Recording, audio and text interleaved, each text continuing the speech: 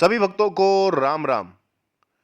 दान करना हमेशा सर्वोपरि है, लेकिन कभी आपने सोचा है कि ऐसा दान कि सब कुछ खो जाने के बाद भी आदमी का मन संतुष्ट रहे और कुछ ना होने के बाद भी दान की जो परंपरा है, दान की जो देने की आदत है, वो चलती रहे। ऐसा भी कोई व्यक्ति हो सकता है? ऐसा भी हुआ है कभी?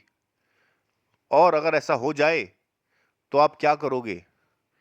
आप रोने बैठ जाओगे या सोचते रहोगे, हाय अब मैं क्या करूं, कैसे मदद करूं, मेरे पास तो पैसे ही नहीं हैं, मेरे पास तो धन का अभाव है, अन्न का अभाव है, अब मैं कैसे दूसरों की मदद करूंगा?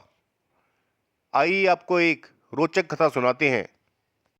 आज से हम एक नई श्रृंखला की शुरुआत कर रहे हैं, जिंदगी बदलने वाली कहानी, जिसके हर एपिसोड में आपको एक नई कहानी मिलेगी। शायद आपके वो काम आ जाए, शायद आपके जीवन को बदलने में सहायता कर सके। आइए आपको एक नई कहानी की शुरुआत करते हैं, एक नए एपिसोड से। बहुत समय पहले की बात है। बनारस में एक धर्मात्मा ब्राह्मण रहता था।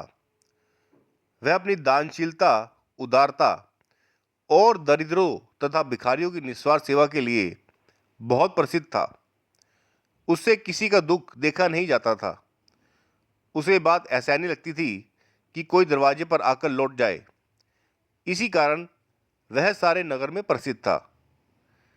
एक दिन सुबह सुबह जब ब्राह्मण सो के उठते हैं तो देखते हैं कि घर की समस्त वस्तुएं चोरी हो गई हैं। नाम मात्र को भी चोर ने कुछ नहीं छोड़ा। धन में उसकी आसक्ति नहीं थी, इसलिए चोरी से कुछ ज़्यादा फर्क नहीं पड़ा।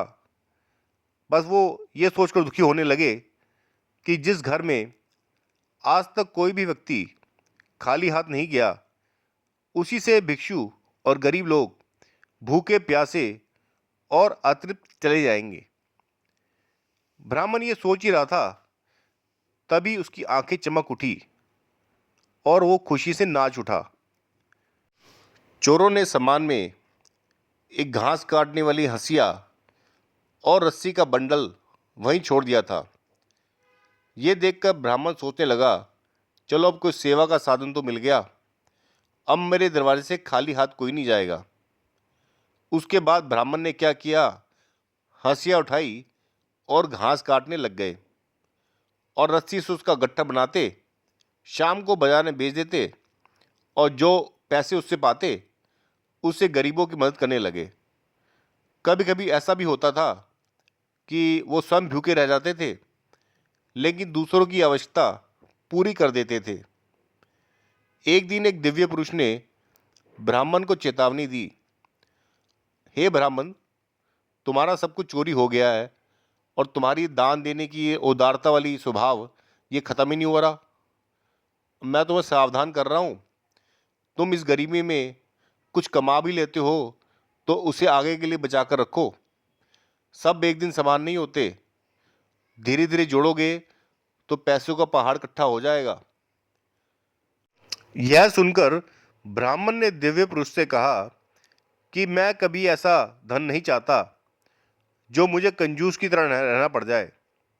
ऐसा धन मुझे नहीं चाहिए। चाहे मुझे स्वर्ग के कितनी ही ऐश्वर्य मिल जाए, मैं दान करने की अपनी प्रवृत्ति को कभी नहीं छोड़ूंगा। धन तो ऐसा है, कभी आएगा कभी चला जाएगा, वह अनित्य है। दान तो ऐसी चीज़ है जो सबको नहीं मिलती। इसके सहारे अपने जीवन को समृद्ध करना ही मेरा धर्म है। यह नित्य दिव्य संपत्ति है, इसका त्याग मैं किसी मूल्य पे नहीं कर सकता। दिव्य पुरुष बड़े मुस्कुराते हुए बोले, तुम तो बड़े पैसे वालों की तरह बात कर रहे हो। तुम हो बहुत गरीब और दान दे दे के सब कुछ खो भी बैठे हो, और जिनके पास खजाने हैं, दास दासियां हैं, उन पर ही दान करना अच्छा लगता है। तुम्हें तो चाहिए कि परिश्रम करके थोड़ा सा धन इकट्ठा करो और कभी कभी कोई उत्सव हो, त्यौहार हो तो मित्रों को बुलाओ और उन पर व्यय कर दो। इससे तुम्हारा नाम बढ़ेगा, कीर्ति अमर होगी। दान प्रवृत्ति तुम्हारे को शोभा नहीं देती। जब तुम्हारे पास कुछ है ही नहीं तो उस समय दान नहीं दोगे तो क्या बिगड़ जाएगा? दिव्य पुरुष की बात सुनकर ब्राह्मण ने जोर देकर कहा, देव, आपका ऐसे आग्रह अनुचित है। दूसरों के हित की अपेक्षा अपने स्वार्थ की ओर ध्यान देने वालों को भी दान देकर असहायों की सेवा में लगे रहना चाहिए। जो दूसरों के दुख में अपने आप तक का दान कर सकता है, उसके लिए स्वर्ग का राज्य भी बेकार है। धन की तरह यह जीवन भी क्षणभंगुर है। मैं अपने पद से कभी विचलित नहीं हो सकता। अगर ये मेरी स्थिति पुरानी वाली आ जाए वापस, तो मैं दीन दुखियों की प्रसन्नता से सेवा करूंगा, और मैं इस अवस्था में भी उनके लिए सब कुछ निछावर करने के तैयार हूँ। तभी उस दिव्य पुरुष में से तेज निकलने लग जाता है और वह अपने वास्तविक रूप में ब्राह्मण के सामने आता है। ब्राह्मण देखता है वह तो स्वयं इंद्र है। वो कहते हैं, तुम धन्य हो ब्राह्मण। समस्त संसार स्वार्थ और ममता से अंधा होकर धन बटोरता है, अपने सुख के लिए दूसरों को दिख देता है, लेकिन तुम धन का परित्याग करके भी दीन दुखियों की सेवा और सहायता में लगे हो। मैं तुम्हारी परीक्षा ले रहा था। मैंने ही तुम्हारा धन छिपा दिया है। मैं वह तुम्हें दे रहा हूँ।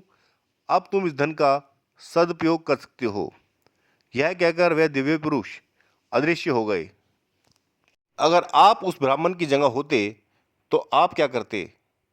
अगर आपका सब कुछ खो जाता और फिर भी आप दूसरों की मदद के लिए आगे आते या पैसे इकट्ठे करने में लग जाते? आप हमें कमेंट करके विस्तार से बताएं, ताकि आगे भी हम ऐसी कथाएं आपके लिए लाते रहें। ये पहला एपिसोड आपको कैसा लगा ज़रूर बताएं, और चैनल पे नए हैं तो चैनल को सबसे पहले लाइक करें, शेयर करें और सब्सक्राइब करना बिल्कुल भी ना भूलें। जय श्री राम, जय श्री राम।